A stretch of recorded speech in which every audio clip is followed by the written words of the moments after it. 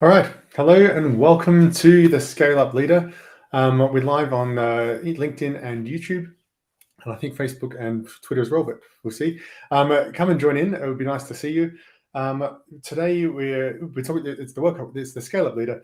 We're talking about leadership secrets from Amazon and Google and other companies. I work with a lot of scale ups. Leadership secrets from Amazon and Google to help you lead at scale. Now, what do I mean by leadership? Leadership is not just for managers and CEOs and C-suite and VPs and executives and so on. It's for a lot of anyone who wants to create change in an organization or whose job is about creating change in an organization. So you may be formally a leader. It's not just about how you lead your particular organization. In that case, it's about how you provide leadership around the organization, how you create momentum for change. But you may not be a manager. You may be an individual person. Maybe you're a product manager in particular, or a project manager, or someone else in the organization who has an idea about how the organization could get better, how the company could serve its clients better, or which markets it should go into. Whatever you have an idea about change. Maybe you have an idea about how the organization can help employees better, for example. So that's what we're talking about with leadership, with scale up. I'm really talking about as you grow an organization. Usually, the organization is growing rapidly in scale ups, but this might be in a less of a scale up and more of a traditional company. You might be in a fast growing part of that organization, and you want to see, how can I keep my influence, my ability to lead, provide leadership in this organization, growing as fast as the organization is, and make sure my influence doesn't shrink. Now. What we're going to talk about today is actually the business as usual. Let's see if I can pull this up on screen here. Other way around. Business as usual, balancing operations and change. So what we're talking about here is when you have this situation, this is something that happens more for managers than for others, although it's important for product managers too.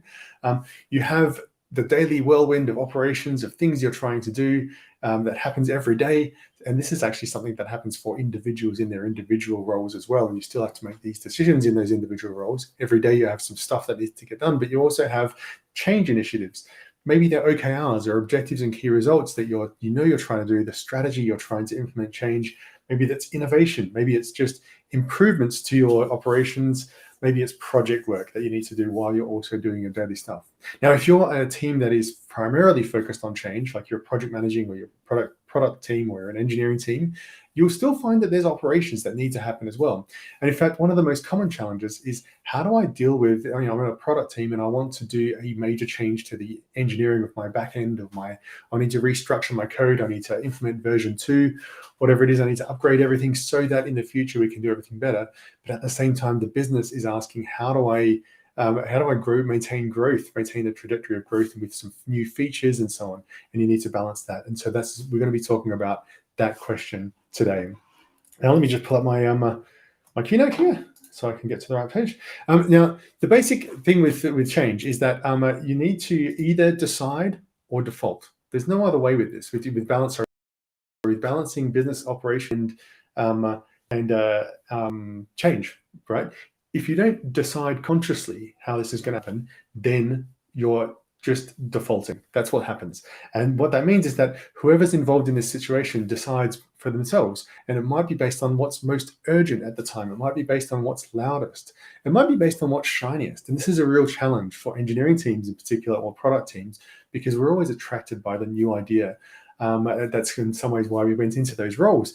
And we're attracted by the shiniest new idea. And how do I make sure that I'm putting the right level of energy into the operations and the daily sort of grind of getting things done and that regular business growth? How do I make sure I'm getting business growth? So that's what you don't want to do. You don't want to let that happen. If you do make that happen, you'll start to see problems occurring. And what you want to do is make sure that you're aware of those problems as early as you can. Like if this is what you're currently doing, you're currently defaulting, make sure you're being aware of those problems as early as you can. And we will talk about how to do that with this framework here that I'm going to introduce. The basic framework is decide, drive, and review. Now, if you're in a situation where it's all got a bit out of control, or you don't know, get my water over here, you don't know what's going on, you don't know whether you're putting the right amount of energy into this or not yet, you need to start with the review, right? If you don't know how much people are spending on this, start with the review part of this. Now, this is not going to be a set of phases, but we will talk about how to do each of these things in the rest of this little presentation. By the way, the plan for this is to have a 10-minute presentation and then go and answer some questions, some Q&A. So ask any questions in the comments as we're going. If you have questions, and we'll address them. If I don't get to address them, or if you're watching this on a replay, we'll answer those questions in future editions. So we're talking about the decide, drive, review process. Let me see if I can change this so you got a bit bigger. Can I do that? Is that bigger? Yeah, that's bigger. All right. Just still learning the technology here. Okay, so decide, drive, and review. Now, one of the things that you want to do with this is figure out how to decide, right? How do I decide how much to split? Do I put all of my energy into operations and none into change and innovation, or do I put all my energy into innovation and none into operations? Where do I find that balance? So I'm going to talk about that briefly. The thing that I would recommend as a general principle is to start with your customer. Now, your customer maybe the customer is an internal customer, maybe the external customer, but start with the customer. But especially in external customers, even if you have an internal customer, also think about the impact on the external customer. Now, why are we doing this? The reason we're doing this is because the reason we exist as an organization, whatever our organization is, whether it's serving internal customers or serving external customers directly, is to solve problems for customers, right? That's why we're there. That's how the bills get paid. That's the raison d'etre of the business, right? And if you're in product or innovation or entrepreneurship, and you've built something successful, you'll know how important customers really are. When you're trying to do something to meet customers' needs, the important thing is to understand. It's not just about paying attention to customers and starting with the customer. It's about understanding how customers make decisions and what their priorities are, right? And again, internal or external customers, what really are their priorities? If you think about this, you've got some sort of operations. You're solving problems. Maybe you're an operations team and you have your customer service tickets to close. What is the thing that matters for customers most? Is it that they get a fast response? Is that more important than they get an absolute solution at the end? Is it maybe the customer is what they're wanting is something that's super simple? They want complete hand holding, and they need to be held their hand all the way through that. Maybe they're willing to understand that these problems that they're raising to customer service are hard, and they're happy to wait for 3 or 4 days as long as they get the right solution in the end. But different kinds of businesses and different teams will have different emphases on different parts of this. So you need to start from your customer understanding what is really important to your customer and how do you measure that. Now, one of the other reasons we do this is because, as Eric Schmidt used to say, more revenue solves all known problems, right?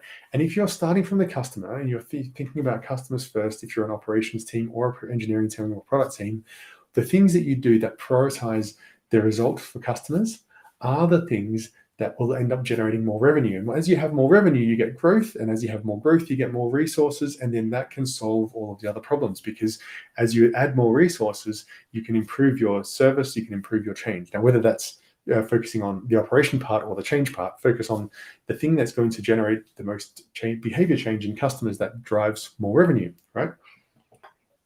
Now, in a sense, some of us, certainly in some of my background, we've had this tension between business and sales and customer service and how we're serving customers.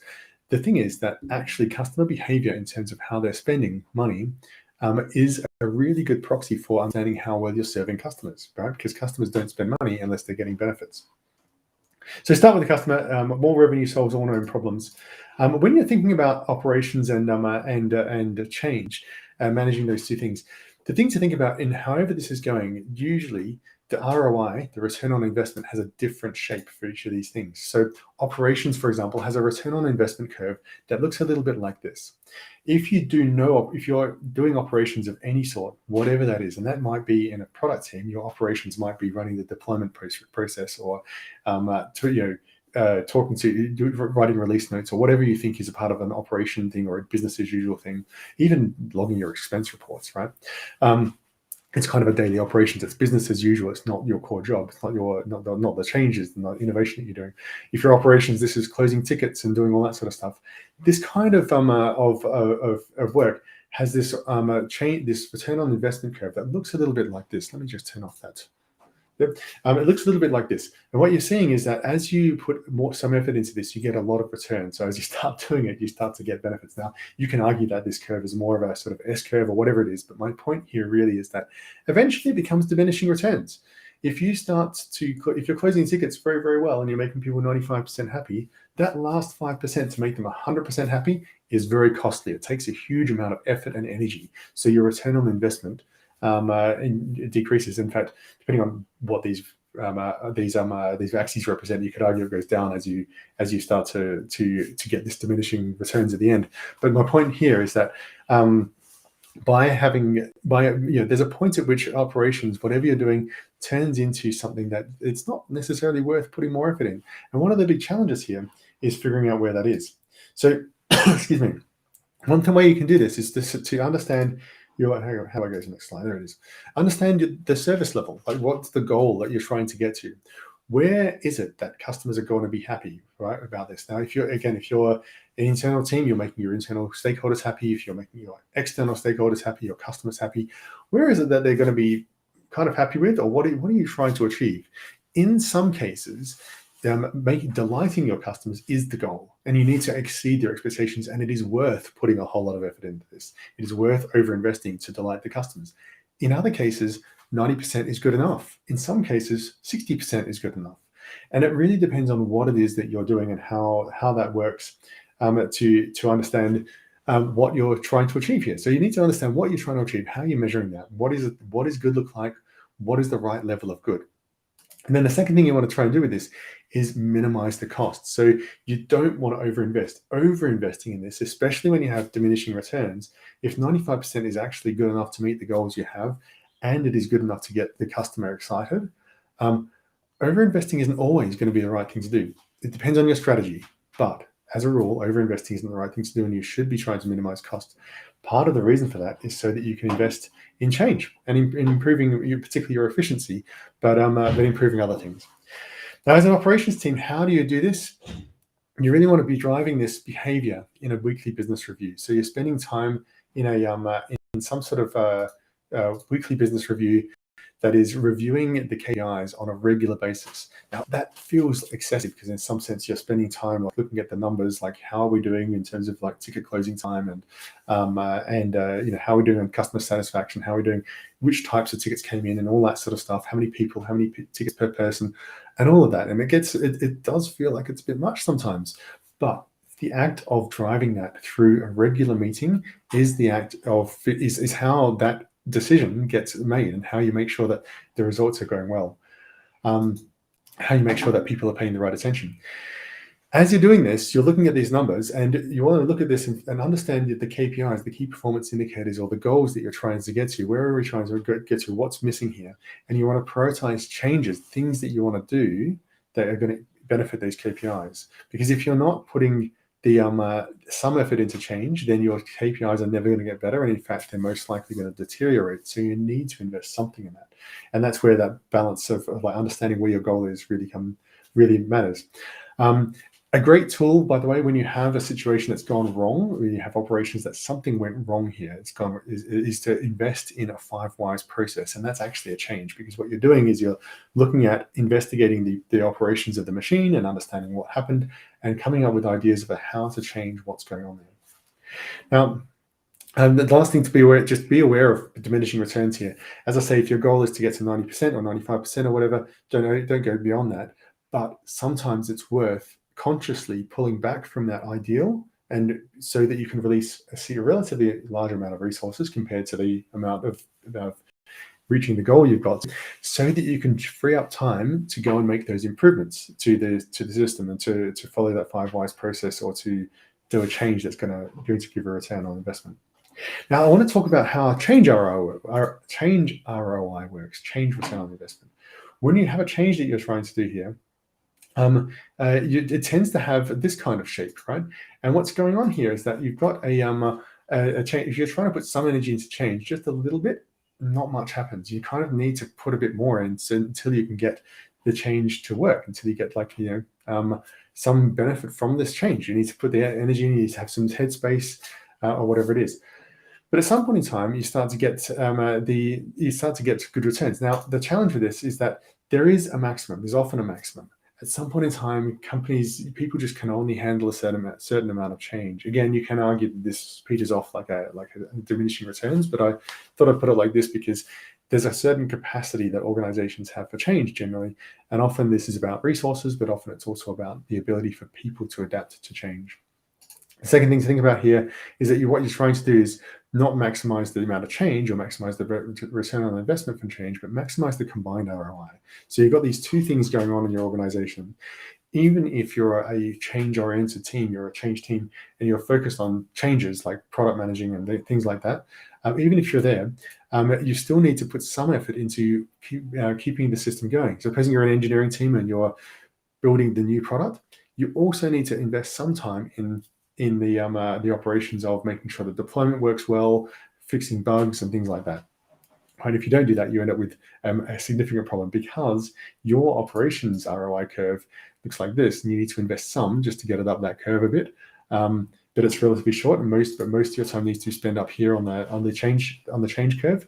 But if you overdo this and you spend all the time there, and you spend no time on your operations, you're failing, right? So we've had this talk about how to make these decisions. I want to talk about change teams and how change teams work as well.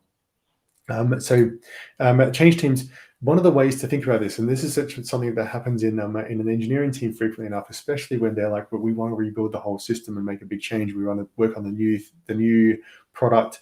The new product's the most strategic thing we have, and so on. And the business at the same time is saying, yeah, but we need to maintain our existing product and get some growth out of that, because otherwise we did get no revenue growth.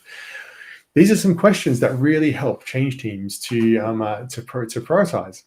One of the things you can do is ask them, ask yourself, how do I get 80% of the value for 20% of the effort? In almost everything we do, there's some sort of Pareto principle at work. Asking that question doesn't always get you the answer to that question, but at least gets you thinking through that thought process of where are the big chunks? What are the things that are going to make a massive difference to my work, to the benefit that I'm getting? Because what you're doing here is you're trying to find ways to release some level of resources to make sure you're investing in your operations.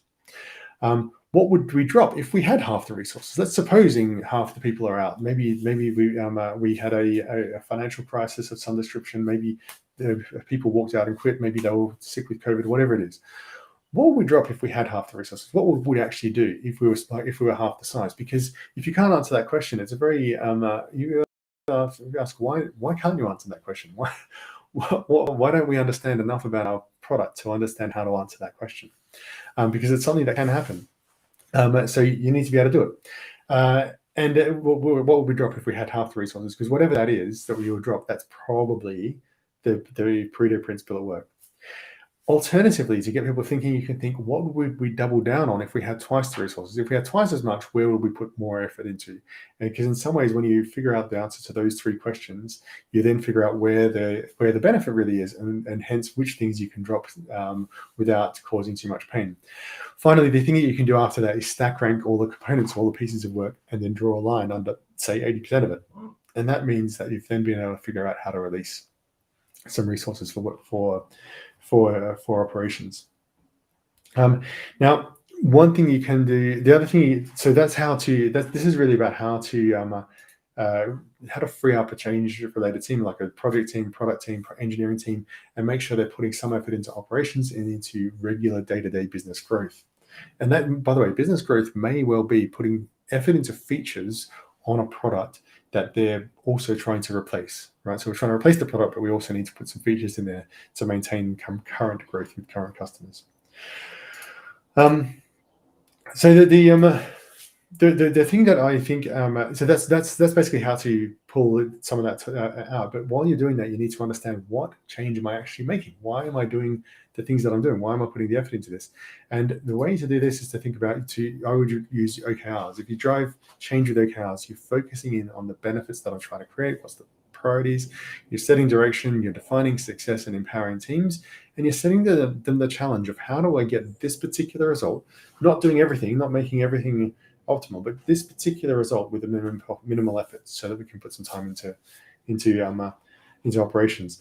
Likewise, with an operational team, you can use this same approach here. You have that daily or weekly business review that you're sort of going through. By the way, if you have a team that is are very, very fast moving and has lots of things going on, you may want to make it daily. If it's incredibly slow moving with slow moving changes in the operations, you might even make it monthly. I generally recommend weekly. But you can then say, okay, here, let's do our weekly business review, and out of this understanding of our regular operations comes the set of priorities that we want to drive through change with OKRs, and we want to drive that through the organization and say these are the things we also want to do. Now, the reason I talk about these two things is because realistically, the big decision here is really about how do I balance, is about balancing business as usual and change. The only way that happens, if we're not talking about, as we said at the start, if you're not defaulting, you want to decide, drive, and review. Doing this decision, the way you drive that as a leader is through those meetings. You're having those conversations with people, getting their attention on that weekly business review, getting their attention on these KPIs, and having them think through, how do I optimize this given the resources that we have? Or we're reviewing the OKRs. We're asking about progress plans and problems with our OKRs. What are we doing? Are we doing the right thing to meet this objective and that key result? And the review process it happens through the OKR cycle, because every quarter you do a review of like what should we be doing? What are our priorities really? With the OKR, with the daily or the weekly business review, that business review causes some of that review on a really regular basis, and you're always reviewing what are we trying to achieve. So that's the end of that. I did want to show one more slide here, which is basically a hack for when you really can't control it, when people it's going too far one way or the other. There's a hack to this, which is basically or you can't decide, to do the resource allocation first. Allocate 20% of resources to operations and it'll keep the lights on, right? And that sort of ring fences that away from everything else. So when you're planning your OKRs, if you're a change team, you've only got 80% and you make the best solution with that.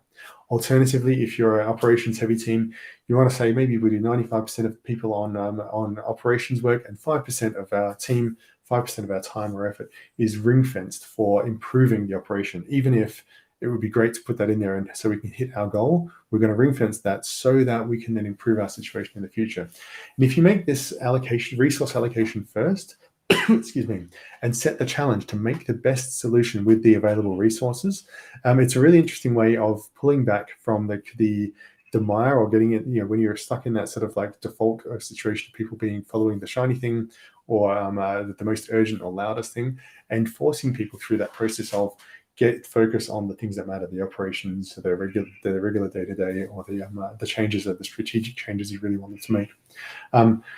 It's a great method to start with that if you're stuck with everything else. Okay, so we're going to have time for some Q&A. As I said, please feel free to drop any questions in the comments below. We'll get to them next time. If we don't get to this time, if you're watching this on a replay, or if you're watching this in a clip, drop the questions there and I'll put them into a future one. One of the questions that does come up frequently enough from my customers is, how do I run a weekly business review meeting?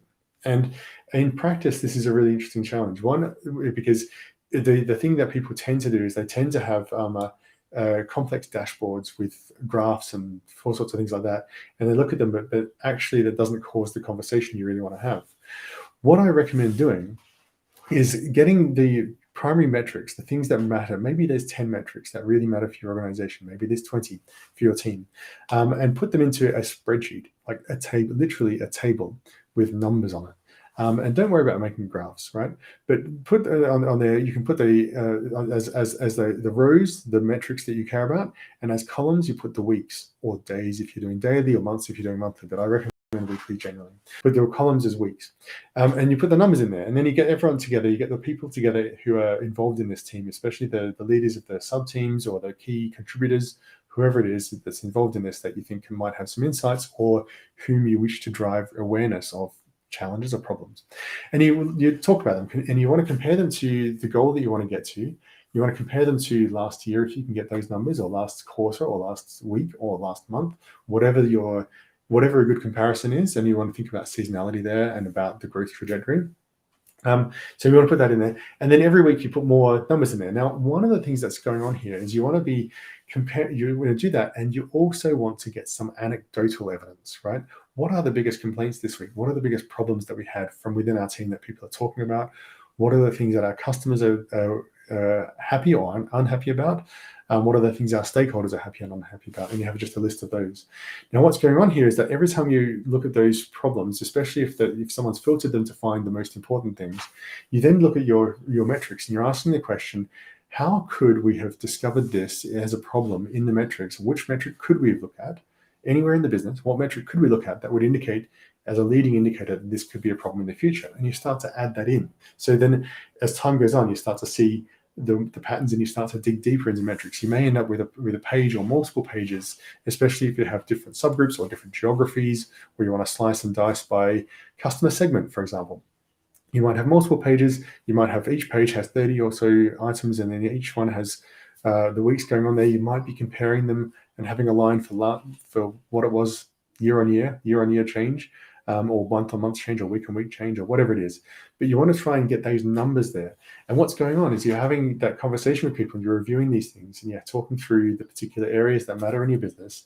And we're asking the question, what happened in the business here? Why is this number changed? Is this number changing? Is that just noise, or is this something we should be concerned about? How can we tell if it's noise or if it's something we should be interested in or concerned about? Is this a problem? Is this a leading indicator? Is this a lagging indicator? And you're just having that discussion every week. Now, you're not going to have the discussion about everything every week. You're going to allocate maybe an hour to this and try and prioritize the most important things, usually based on the things that are going on in the company at the moment, or in the organization, in the team at the moment, and particularly by those inbound review, commentary or feedback from people. You're prioritizing, where do I look in the metrics to understand this, and how can I find a metric that will help me find a leading indicator of this and solve this problem in the future? And then out of that, you're then causing actions, and those actions fall into two categories. One is to improve the metrics deck, right? If I discover that there's a type of metric that would be useful, that would help me understand this in the future, how do I put that in? If there's a comparison that would be useful, how do I put that in? The second thing to do is, the second kind of action is the changes that you want to drive through your organization. Now, that may be just a simple change to the process, the operation process that you're using. It may be a new project, a new feature, a bug fix. It could be anything, but you want to just have it out of that, the types of actions that come out of that. And then in this meeting, the following meeting, you're then reviewing those changes. Did we get that new metric in there? Have we had the change going?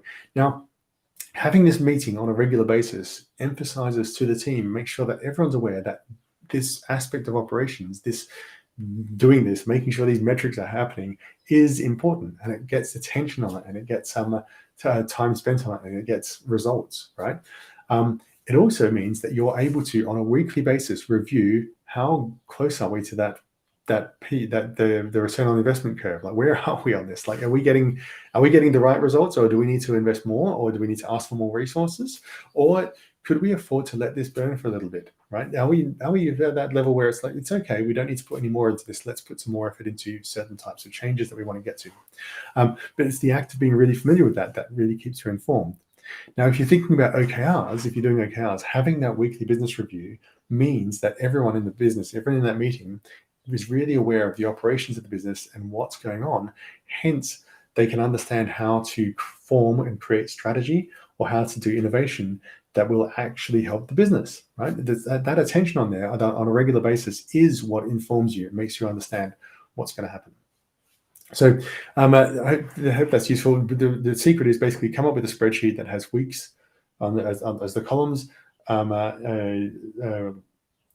metrics on the rows, and review it on a regular basis with the key people. Have people to come out of that with actions to change the spreadsheet, or to improve the data, or to make actions that change the business. And as part of this, have some input of what are the key issues that are coming in this week from the stories from the team, stories from customers, stories from stakeholders. So that's how I run a weekly business review meeting. I think if there's interest in that, I might do a bigger presentation on that with a bit more instruction and some slides. A second question that's come up with quite a few times is, what if I don't have enough resources to operate? If you look at that, which is basically looking at that slide, that operations ROI slide that I showed previously, this one here, there it is, this one here. What if actually I'm way down here somewhere, and I'm really not operating, and I know that my target's up here, but I only have this much resources, and I can't do more because I do not have the resources. Now, obviously, if you can get some sort of justification to get more resources, then that's the obvious way of addressing this problem. Like, I'm failing because of these reasons. This is the impact on customers. Let's make a business case and get the resources. Now, fine. However, in some situations, you cannot do that because the money's not in the kitty. You can't afford to hire more resources, or you frequently enough, when I've been in these situations, there is money in there. We've got the headcount allocated, but we're hiring slowly. Now, obviously, those are issues you want to try and solve. But if you can't solve those issues and you're stuck with the resources you have and you still need to get them done, the thing you need to do is make sure that you're investing. You know, based on this, you know where you're doing that regular review. Invest in the weekly review, because if you don't invest in that, you'll never know what you're doing. And secondly, make sure you're allocating some time, 5%, 10%, some energy, some effort into improvements that are specifically going to address your efficiency. I've got a beeper here to remind me that it's half an hour. But you make sure you're investing some time to invest in things that are going to improve your efficiency. And you just have to ring fence that. That means that you have to, that even though you're don't have enough resources to operate, and hence you're failing in some sense, you need to fail a little harder so that you can pull out some resources so that you can improve this in the future. There is no other way, because and this is painful, because you have extra resources, extra time that you could put into improving the operations, but especially if you're growing, or even if you're not, but if you're really struggling, if you're on the struggling end, and especially if you're growing, by putting everything into just running operations, then you will fail. You need to pull some resources out to improve the way that operations work, the efficiency of operations, solving some of the problems at source, doing some root cause analysis for whatever's taking the time here, doing some sort of like assessment of where the opportunities to improve are, and then investing in those things. And there's no other way to do this. If you cannot get the extra resources, you just must make a sacrifice to get there. Okay, so we're out of time. It's been half an hour. I'm keen on any comments or feedback that you have. If you're watching this as a replay, or if you're watching the clips, drop the comment below on whatever platform we're on here. I'd be keen to see it. Feel free to reach out to me. My excuse me, my website is richardrussell.co. You can contact me there. The website actually needs a little updating, but it's there. You can connect to me on LinkedIn. This is my LinkedIn details. Please do connect and drop me a DM. And as I said already a couple of times, put any questions in the comments below and we'll get to them. I hope this has been useful for you. I am enjoying this process of setting up this live blog. I'm looking forward to continuing this in the future and getting a little more audience interaction. All right. Thanks very much. Bye-bye.